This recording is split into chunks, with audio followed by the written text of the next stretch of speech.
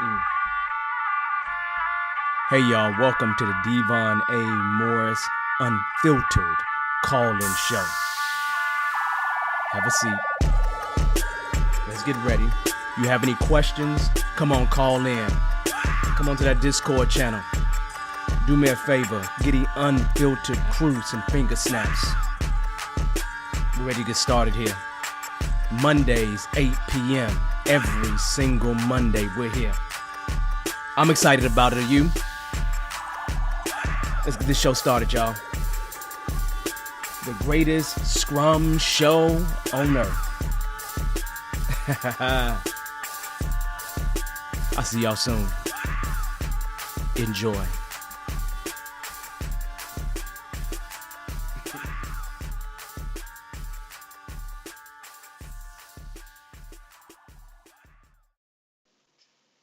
Hello, everyone. How you doing? How's it going?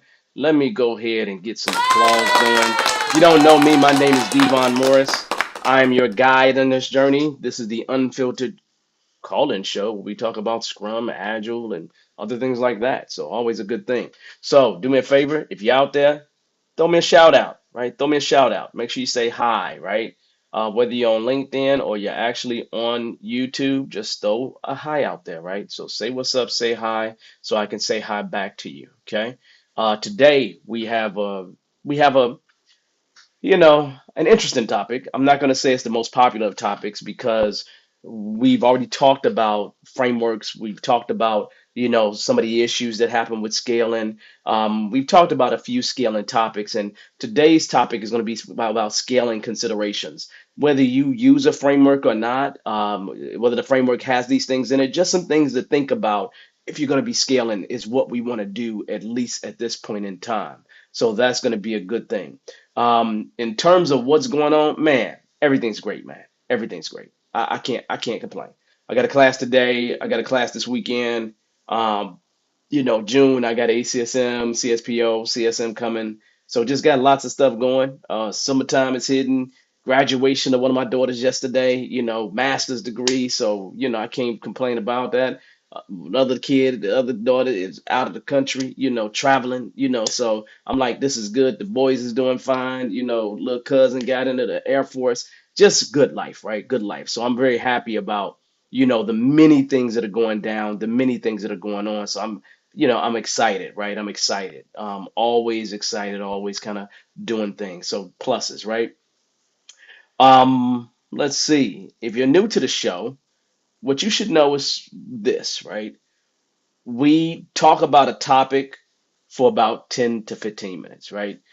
So about 5 minutes after, we'll talk about our scaling considerations topic, and then we'll just kind of go from there. We'll just kind of go from there.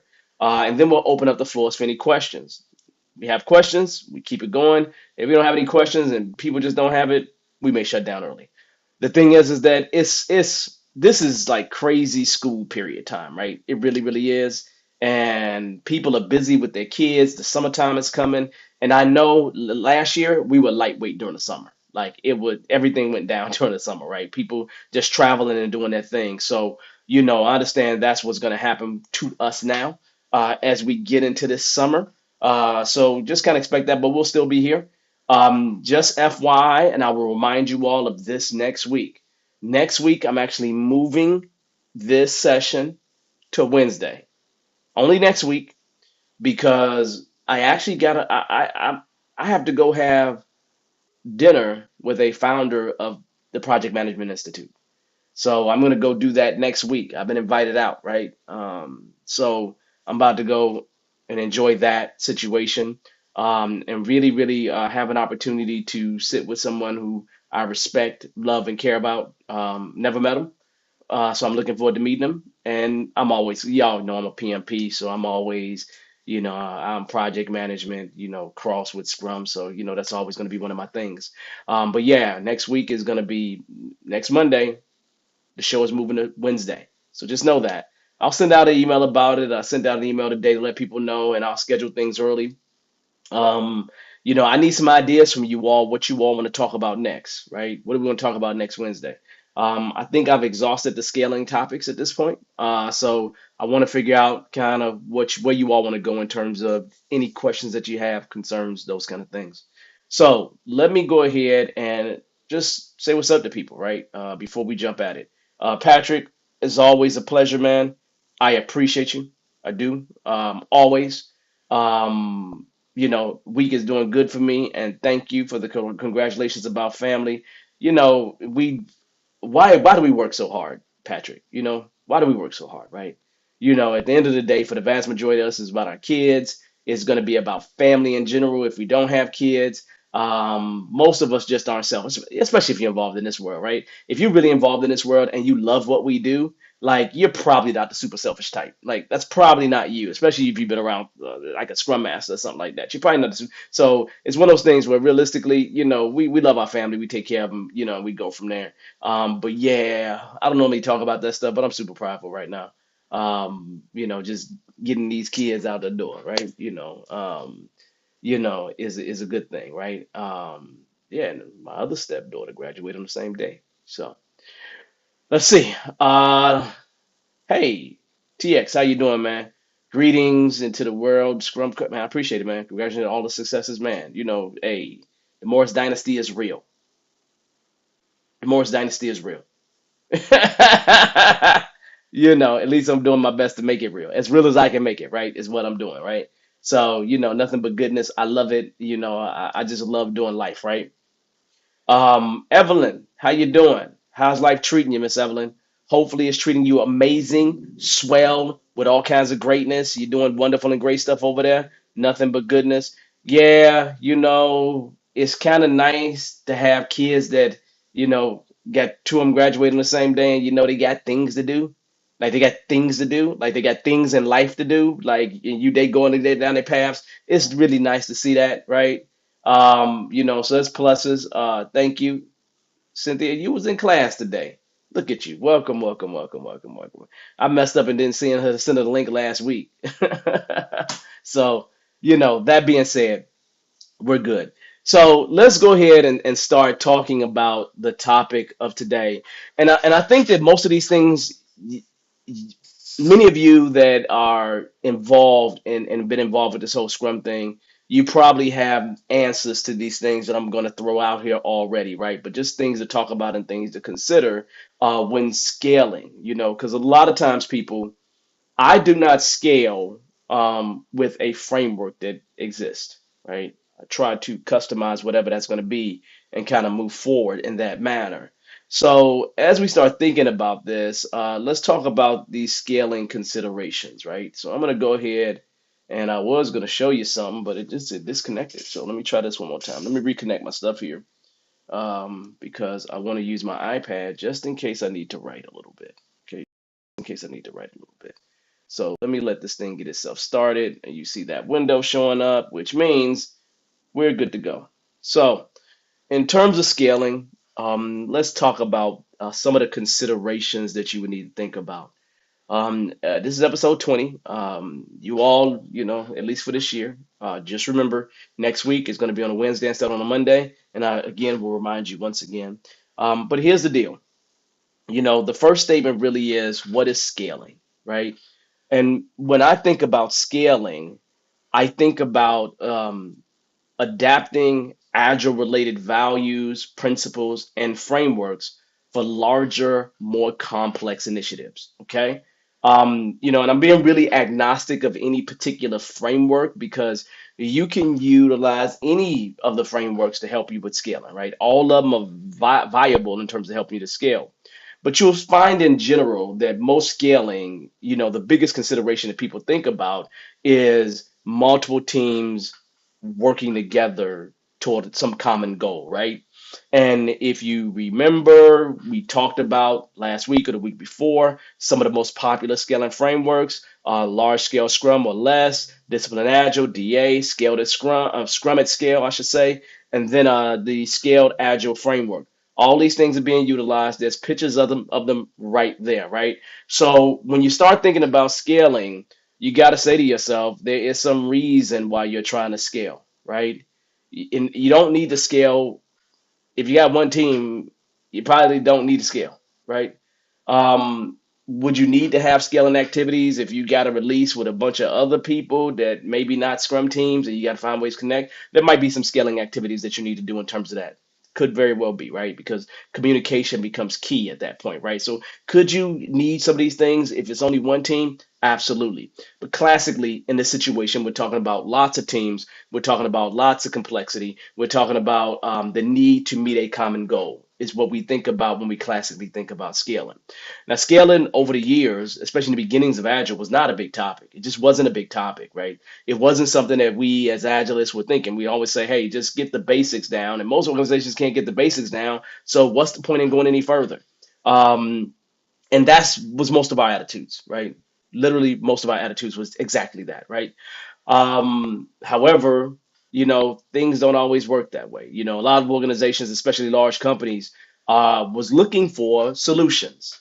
Was looking for give me the path on what it takes to do this at a scale level with all these teams that we have. Because some organizations have hundreds of teams, right? Can have an effort that has 20, 30 plus teams working on one effort to do something big in the organization, right? To shift the way they do business in some kind of way. And there's definitely a need in terms of scaling, right? So let's not really put that to the side. But realistically, if you think about scaling, probably its main purpose is this bottom thing right here. Okay, this bottom thing down here. Scaling is really focused on efficient delivery of really high quality product. Efficient delivery, high quality product is what it's focused on, right? All of them wants you to do something that pushes in that direction. So you can always think about efficient delivery, high quality product when you start thinking about scaling. That's the main purpose of what we're trying to achieve in terms of any scaling framework whatsoever. Um, Let me ask you all a question while I'm here. You know, when you think about scaling, what are some of the reasons that organizations that you have been associated with have said the reason why they want to scale? Or why do you think some organizations really push the scaling thing? Drop that information in the chat for me, right? Let's continue to talk. Let's continue to have a little conversation about this, right? So, if you take a little bit further, I've divided this into three really different parts. There's a basics, there's the classics, and then there's other considerations, right? Um, if I'm going to start with the basics, what I'm going to start with is really the most popular framework that exists. That is Scrum. And if you take a look at what I have here, basically what's from the Scrum guide. Every single one of these things could very well be impacted by you scaling in some kind of way. Every single one of them could be impacted. So when you think about just, for example, a sprint review, well, the main purpose of a sprint review is to give feedback on the product. But what happens if you and another team, or less you and three other teams, are all building something for one product? You know, do you have to consider doing reviews with all three teams involved? If you have a certain set of stakeholders, do they want to go to four different scrum teams and see what they have individually, but not necessarily see what they're doing collectively?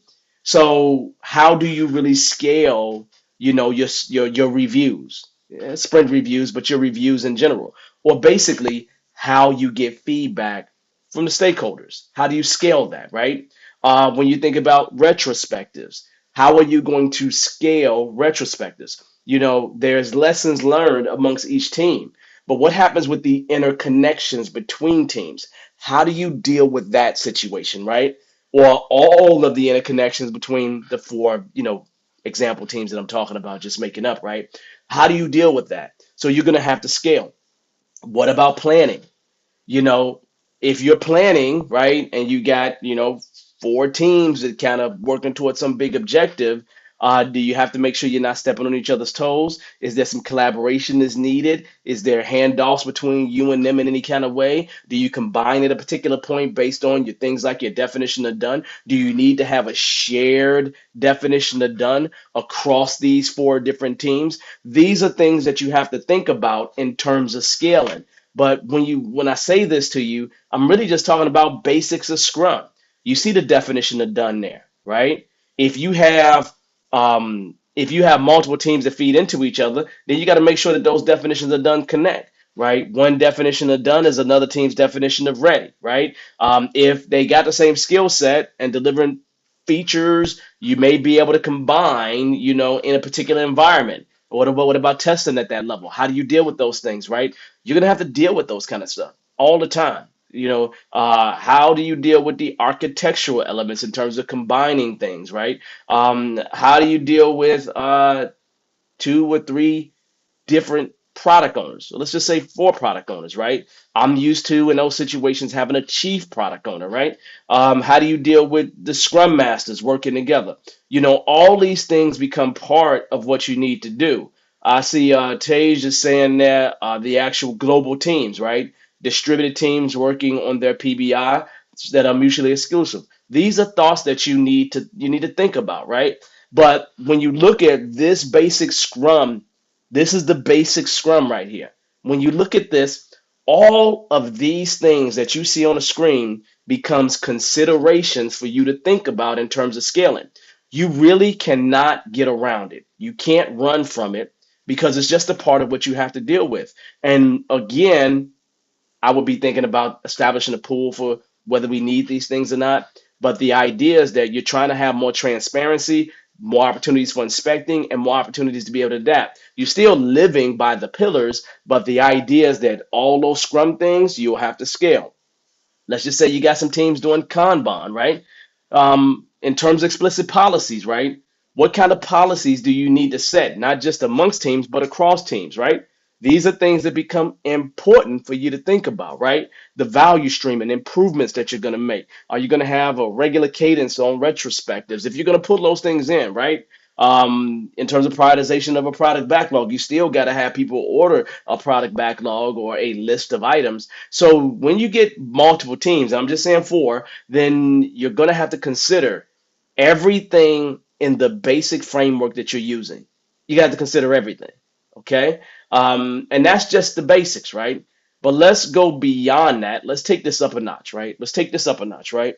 What about classic considerations? There's classics that actually exist in terms of scaling that you have likely seen and are probably used to. Things like scrum of scrums. If there's one thing I hear about in almost any scrum training, probably every other scrum training, I hear people mention the scrum of scrums, the scrum of scrums, the scrum of scrums, the scrum of scrums, right? What's that all about, right? I got ways that I think about the scrum of scrums, but how you going to handle that, right? If you're sitting up there and you have, four teams and you have a scrum of scrums, you got to have a scrum of scrums, a scrum of scrums. I mean, you got to think about that, right? What about estimation and how things roll up? What about forecasting? Because we all got to make it to a destination. How do we forecast? And then if you use things like story points, you can't compare story points across teams.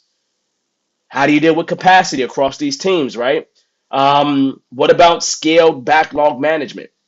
I'm not talking about the refinement because the refinement is listed there as well. What happens when you have multiple product backlogs? They really feed into one big, big, big, big, big product backlog, right? What about a product scrum? If you all don't know what I mean by a product scrum, all I'm really saying in terms of a product scrum is the product owners having a place where they can scale up and collaborate. So it's almost like the synchronization of the product owners, right? The synchronization of the product owners is what I'm referring to when I talk about a product scrum, right? These are very classic considerations, and it would be the next level considerations that I probably would have beyond the basics of the framework that you're utilizing. Okay, but we're not done there yet. We're not done there yet, right? Anything on this list that any of you have not heard of, like literally anything here that you have not heard of, like these are very normal things for us to hear about in this world, right? Any of these things on this list that you have not heard about, right? Because they're absolutely normal. There's nothing abnormal about this list of items, right? Especially when it comes to other stuff. I'm talking about going beyond the basics of just doing Scrum in general, right? So really, really important way to start thinking about this, right? Way to start considering. So learning how you could do this. Like I'm always getting debates with people. How do you run a Scrum of Scrums? I don't find Scrum of Scrums to be useful as only Scrum Masters showing up. I find it to be useful is if it's the tech team actually utilizing to deal with technical issues. I find the synchronization of product owners to be extremely important, right? Especially when we have more than one product owner working toward bigger goals, right? So really, really, really, really important, right? I see Thiege says release coordination. I agree with that, right? I kind of considered release coordination in the other stuff, right? So I got another list of things, right? Scale release management. Release coordination for me falls within that. Okay. So, how are you going to combine things across the board? How are you going to coordinate releases? How are you going to make sure that you get things out the door properly? What about impediments that happen across teams? You got to find ways to deal with that. What about strategy in general? There's an overall place where you're going, right? And there's strategy, there's management, there's all those kind of things. What about architectural considerations? Making sure that you build in agility so and then you have the ability to be able to be as flexible as possible, right? What about documentation and reporting? Right? These are other things that we need to consider, right? Um, Between these three, right, those basics, the classic considerations, and these other considerations, these are really the list of things that I also consider, regardless of me choosing a scaling framework. But I'm doing this stuff regardless, right? Because I know it's going to come up. I know it's going to be an issue because I've scaled enough to understand that these are classic issues that show up. And you should be aware of that, especially now, because you have no excuses. I told you about them, right? So, what did I miss off this list, people? What did I miss off this list? What is it that you have seen on the ground, right? That when it starts, when it's, and again, I'm talking about framework, scaling framework agnostic, right? I'm not worried about the scaling framework, right? What is it that you have seen, right? Um, with scaling that you just gotta consider, regardless of what the framework is, regardless of whether you have one or not. What are some things that you have seen that you would need to consider? I got something off the top of my head, but I kind of consider it in backlog management. And I probably should have just wrote prioritization along with it. But prioritization, lean portfolio management, to me, that's all backlog management type stuff. But I would include that stuff right in there as something that, it might be better for me to specifically call out because people don't think backlog management includes prioritization. But once you have four teams and you have a really big product backlog, you got to figure out how you going to manage that, right? How you going to manage stuff coming in, right? Efforts coming in. All those things become really, really important. So, this right here is a good situation. This right here really covers that topic. But you got to make sure that when you are scaling, things are going to come up. There are going to be things that you're going to have to consider. And I haven't even said anything about people. Like, I haven't said anything about people at all. Like, nothing about people. Nothing, right? Because you got to also help people get through whatever emotions that they're going to have with the scaling process because, scaling adds a little bit of administrative work to your list, right? And we try our best not to do as much of that as possible within reason because we want to work on more value add activities. But realistically, as you just sit back, what are some of those things that, kind of come up that you got to deal with in terms of scaling, right? And again, framework agnostic, right? Don't tell me safe. Don't tell me, SOS. Don't tell me any of that stuff, right? Realistically, what are some of those things that you got to deal with? Um, so yeah, that is our consideration. And what I'm going to say to you, as we start to close this out, look, use this as a guide, people. Use this as a guide. I'm going to get some suggestions to you about any other scaling topics that you all want to talk about before we wrap up this scaling series. Maybe we can talk about it next week. But my big question for you all that are here is what other scaling topics would you like to talk about? We've talked about frameworks. We talked about issues with scaling. Um, we've talked about considerations along the way. We've talked about a lot of amazing topics when it comes to scaling. Is there something that I missed? If there is, drop it in the chat for me. If there's something that I missed when it comes to scaling, drop it in the chat for me. And we're just brushing over the top with it, right? We're just brushing over the top. So yeah, so really, really important. So once again, I'll say to you, we're gonna go ahead and get ready to wrap this up. If you like the content that we are presenting here, make sure you like, and make sure you subscribe for anybody that's new.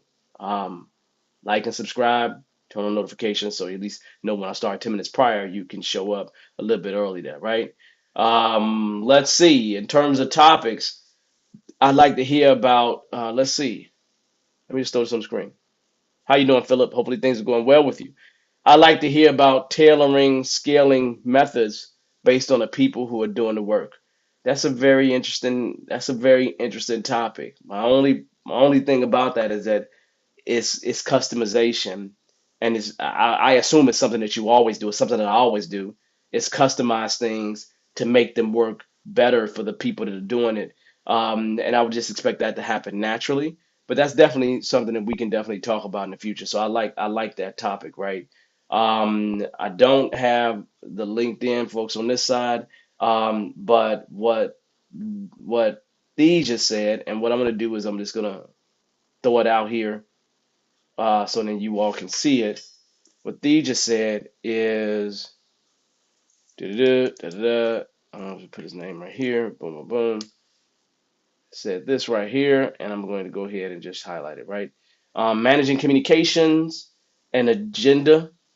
Managing communication and agenda become critical, right? So communication is critical. The agendas that you set are going to be critical. Um, the yeah. When I think about, I don't know what made me think about this, but I thought about assessments.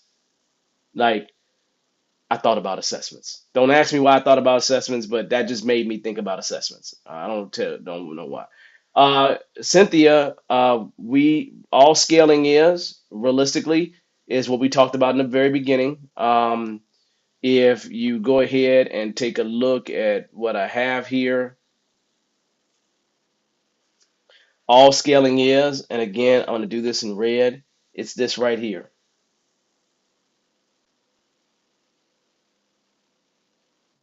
It is adapting agile related values, principles, and frameworks for larger, more complex initiatives. And classically, you'll see it associated with this right here, multiple teams needing to work together. Okay, so that's what it's all about, Cynthia.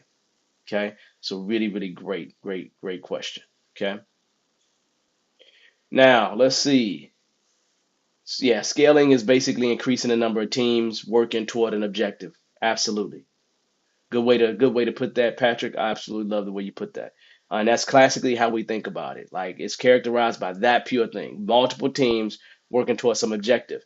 But there's way more to it than just that, right? Obviously, there's way more to it than just that, right? So that's a really, really good and amazing, amazing, amazing thing, right? So that being said, it is our time to open up the floor for questions, right? What kind of questions do you all have? Either related to scaling or about something that you're going through, right? As you all know, you are welcome to join the show. People to join the show obviously get priority. I'm going to drop in the chat so you have the ability to join the show if you have a question that you feel like that is critical to answer, or you're welcome to drop your question in the actual chat itself. Okay? If you have a question, you can drop it in the chat. If you'd like to come on the show, you're welcome to come on the show as well. The link for the show is in the chat, and the interview room is actually open. So we're good to go. We're completely good to go on that. So nothing but fun on that one. So yeah, scaling. This has been we really, I think we really knocked this scaling thing out the park because we've talked about scaling every single week, right? Okay. What else is it that you all would like to talk about in terms of, over the next few weeks? Because I'm not sure if there's much left to scaling unless we go much deeper into some of the things. Um, I'm debating because I almost want to move toward retrospectives, right? But we'll see. I'm gonna pick a topic if y'all don't give me any ideas about anything. So, what questions do you all have? The floor is open for questions. What are you going through?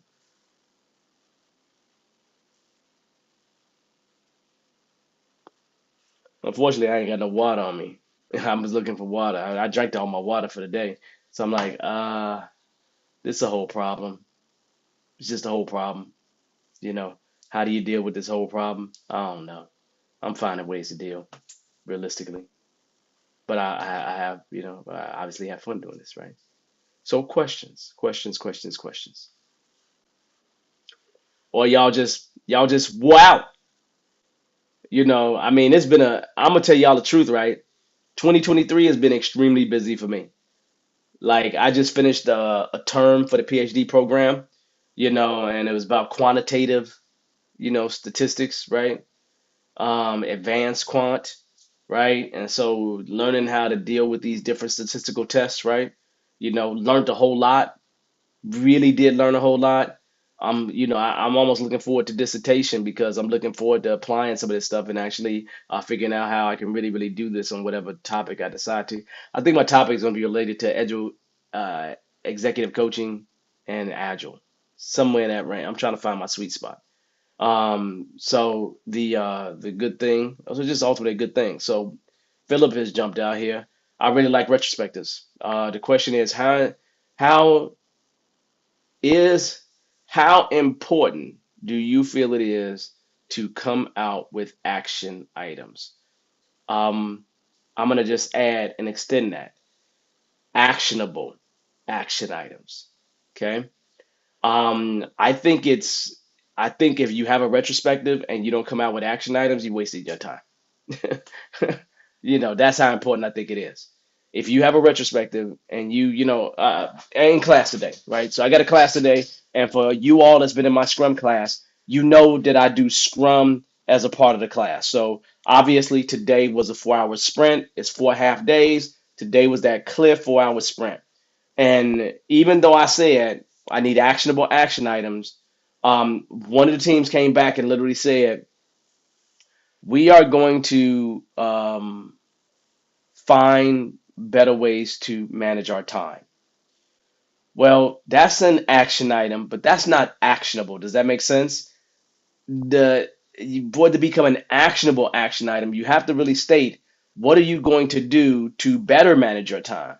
What are you going to do to manage your time, right? What is that thing you're going to do to make that thing happen? So how are you going to do that becomes a question. That's when we start getting to those actionable action items, which is extremely important, right? And so a retrospective that does not come out with actionable action items, usually for me, is a blame game or just people relieving their stress, and that's it. People get tired of retrospectives that don't have things that are actionable, where people can move on them, and then it becomes really hard to measure. So how do you measure communications gotten better? Well, you got to take a before picture, after picture. Something could just be impacting the team. This one sprint it caused a lot of stress, and that could be reason why it's down or up. Just all kinds of things can happen, right? But you got to take a baseline if you're going to do something like that. And people don't classically take no baselines, right? So I think retrospectives is an amazing topic. I have over the years, grabbed different books related to, activities. I'm just looking here at my little bookshelf to see if I see one of those books right here on the bookshelf. But I have, always had, various activities that I try to find and do that are related to retros and things of that nature. And I don't see one of those books. Otherwise, I'd grab it and show you one. Oh, here's one. I always find little books like this, you know, like this, which I found at some dollar store or something like that. But little books, I mean, this is not a little book. See that? This is not a little book. But this right here is full of activities, just full of them, just full of them. Now these have to be adapted, right? Because this book was actually done in, let me tell you when, 1991.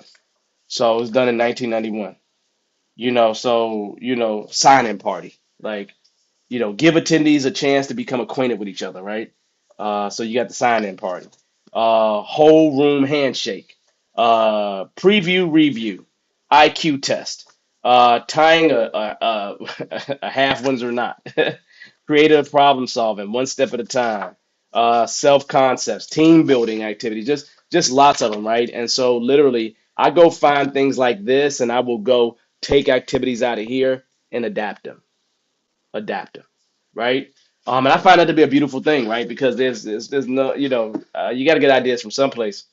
And so the Agile Retrospectives book, which I don't have a copy of that, it has a few, but it don't have as many as these. So I will get something like this, and then I have a few of them, right? So like you know you see, steal more, trainers even more. And they don't have the same activities in them, right? So like, look. This is the list of activity, and I got more of these books, right? Like you see, how thick this is, right? You see all this. This it's too much. It's too much information. This is about 300 pages each. Yeah, about 300 pages each. For real, it's a lot of information, right? A lot of information. But that's part of the. I just find, Philip. I find retrospectives to be so valuable, and having little games you can play, ways to get them to come up with actionable action items, is a plus. And just making sure that there are things that are in their control and there are things that are not in their control, right? Um, Please share the IBN and title. Here's one. I mean, just take a look here. Ed, shoot him, John. See the title. The IBN is back here.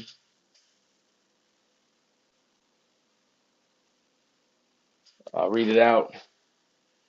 It's some I want somebody to type it.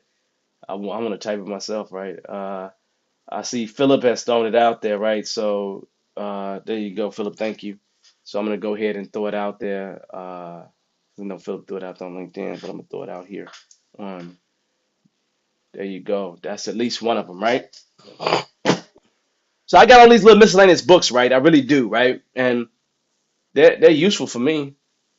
I just find ways to utilize them to help me out with stuff. And I like to have physical books. I just always got used to that, right? Over time, right?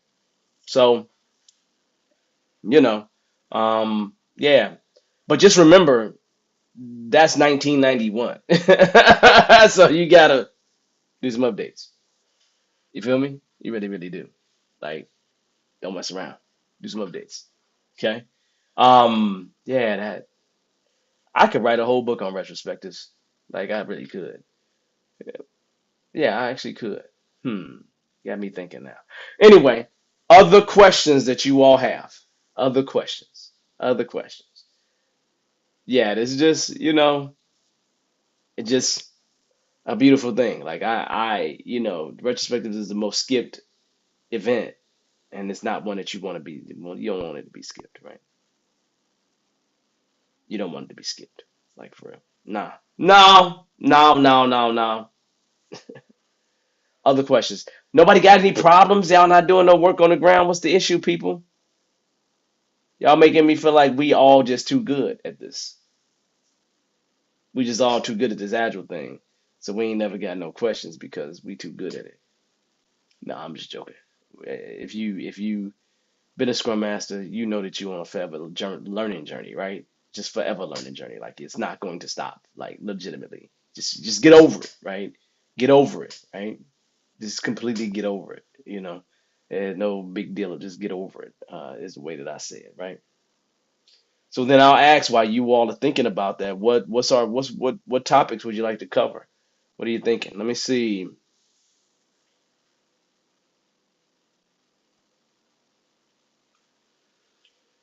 Okay, so Cynthia has a question. If you go for scrum of scrums and your team is lagging behind compared to other team, what should you do? Now, Cynthia, I'm just gonna tell the truth.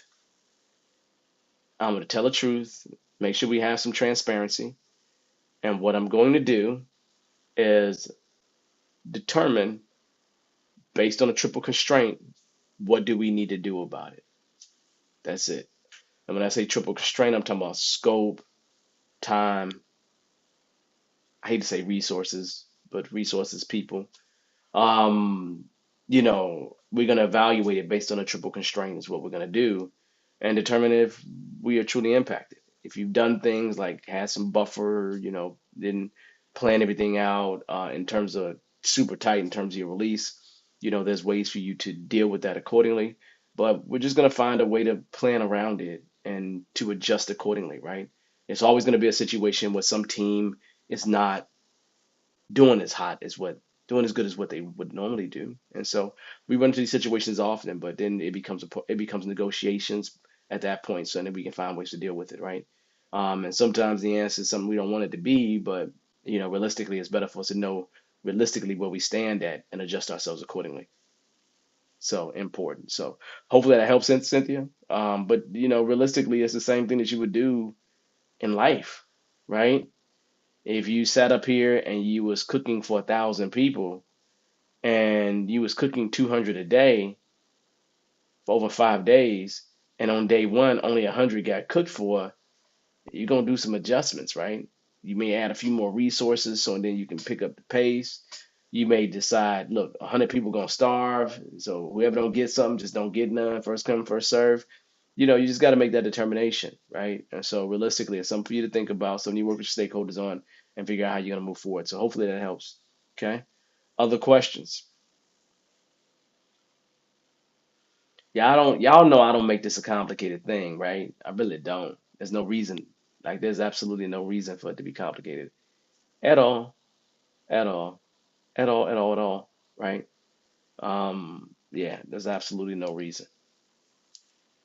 So yeah, pluses. So other questions, everyone. Other questions. Other questions. Y'all making it an easy night for me.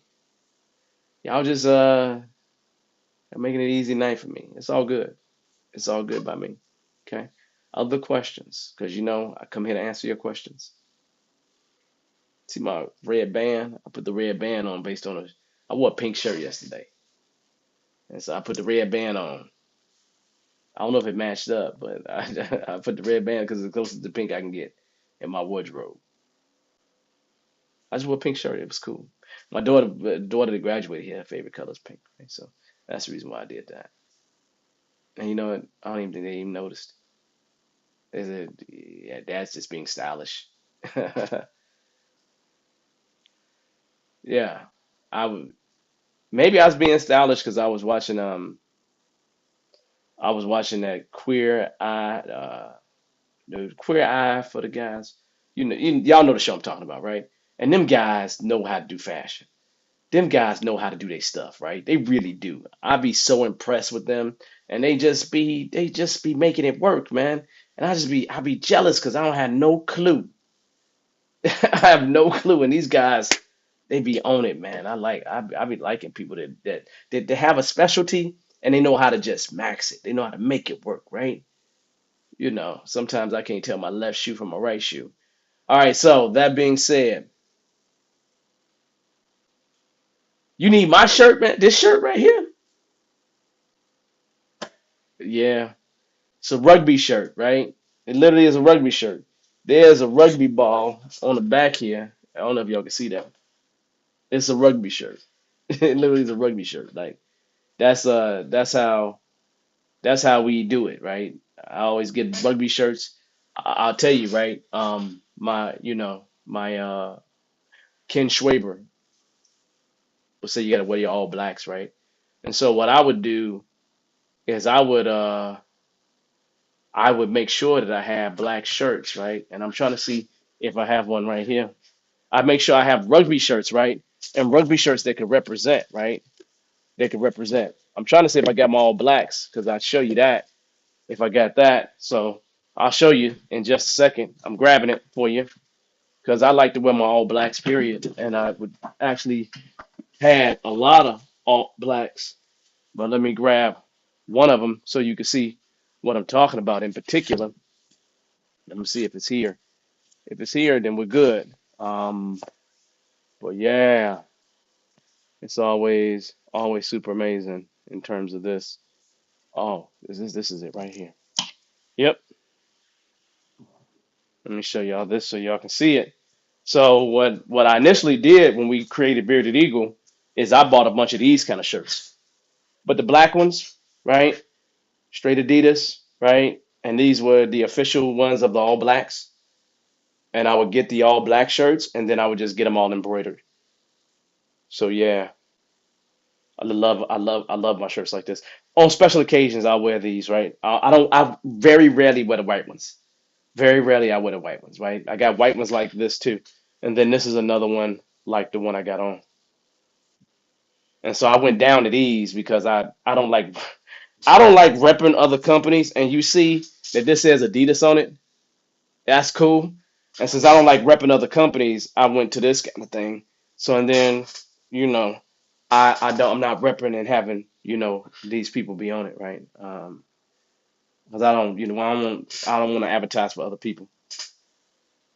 And so, you know, I love this stuff, man. Side stuff.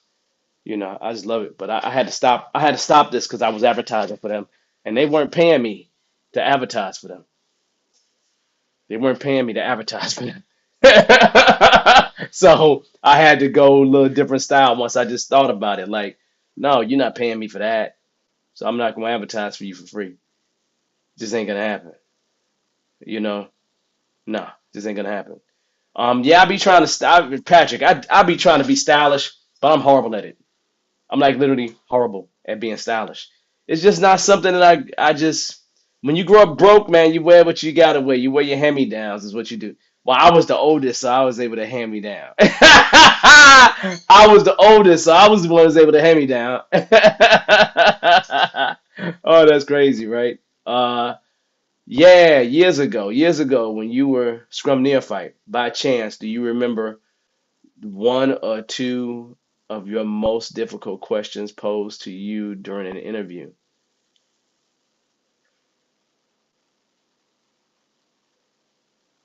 Uh,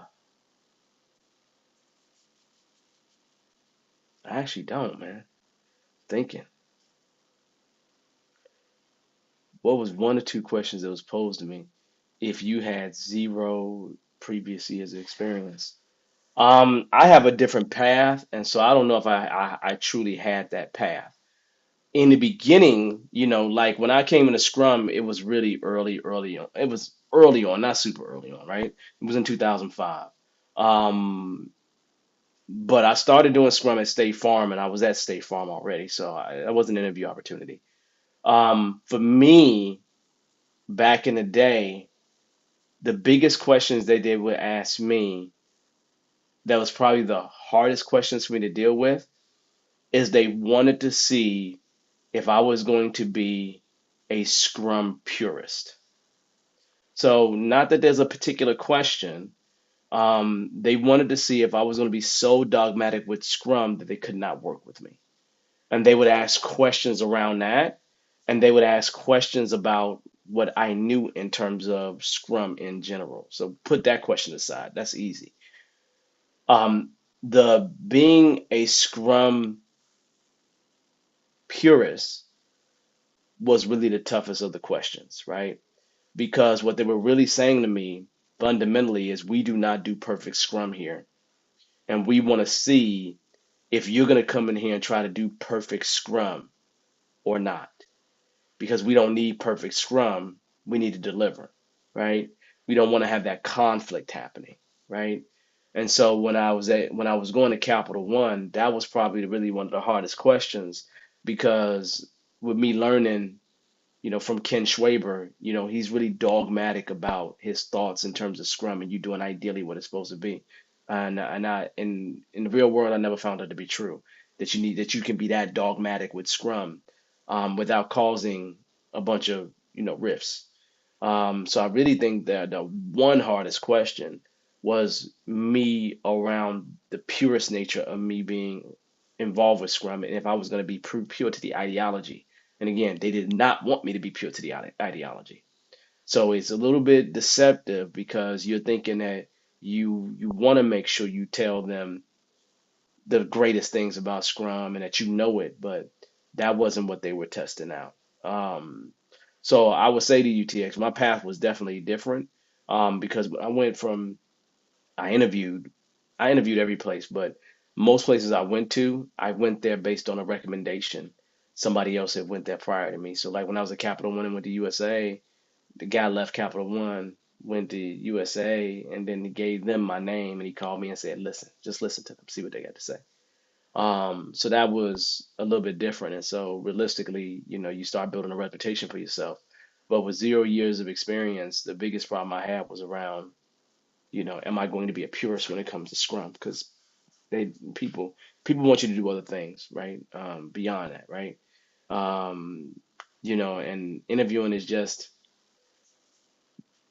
is different, right? If it's me, if let me see, Patrick says, sadly, interviews nowadays are all about tripping you up rather than knowing you and interfering, identifying not just knowledge but your ability to grow in a job. Yeah, yeah, interviewing is a little bit different, right? And so, if it's me, um, when I was trying to execute finding a job, because I always run experiments, right? What worked for me was to make sure my LinkedIn was updated and to make sure that my resume was able to get through the applicant tracking system. Every large enough organization uses an applicant tracking system. Okay.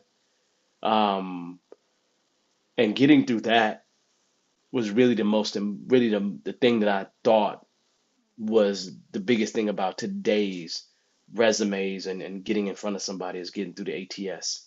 Um, if you are interested in that, then I would say to you to join a class called Brand and Land with a guy named John Signo, right? He just released a book called Brand and Land. It's a top seller at this point. Um, so I'm gonna go ahead and look it up real quick. Brand and Land, Amazon. Yeah,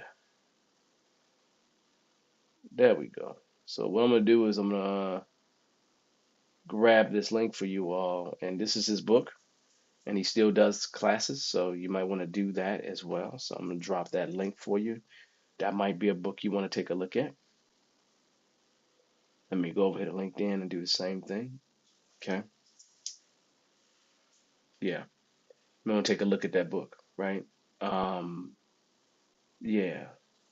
That would be more what I would be concerned about is trying to figure out a way to get myself to making a certain amount of money, getting through the ATS, um, making sure that my LinkedIn is updated because if they're gonna look for you someplace, that'll be one of the places they're gonna look for you professionally. I'm not saying they're gonna look on Facebook too, but they're definitely gonna look there.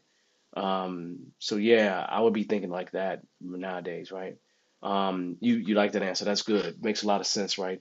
Thanks for sharing. No problem. Yeah, and Patrick always gives great input, right? Always gives great input. I'm gonna have him run the show one day. You hear me, Patrick? That's funny. That's hilarious. So that's none but goodness. I know he could do it. He had no problem doing it. He'd knock it out the park too, right? So other questions that you all may have.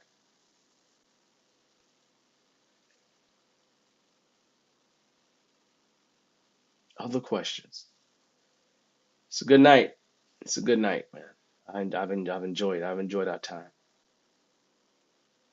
All right. So then we'll start wrapping it up then. So, what topic next week? Anything that y'all want to talk about soon, right? What kind of topics would you like to see me cover? If you got a topic you've been thinking about, you'd like to see me cover, drop it in the chat. Drop it in the chat. Okay. Give me some ideas here. I have an idea of what I'm going to do next week, but I want to see if you can give me something different, right? And if you can, great. If you can't, I'll make sure I pull off something next week. But next week, remember, next Wednesday, not this Wednesday, but next Monday, no show. I'm moving the show to Wednesday, and then we're gonna have fun on Wednesday night at 8 p.m. Central, right? Send a note out about it to folks in the list, so then you're at least very much aware, and then and then we'll be back to a regularly scheduled program after that point, right? So we'll be amazing. We'll be good to go. Yeah. So on that note, y'all, I'm gonna say let's start wrapping this thing up. I appreciate everything that you all do. I appreciate you showing up. I appreciate you taking the time with me on a Monday to do this, right? To have these conversations. So we do this every Monday night, 8 p.m. Just know next week, Monday is moved to Wednesday.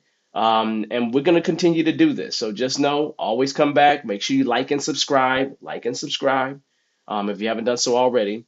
Other than that, people, I'm going to say thank you. It is a blessing to just be able to share space with you.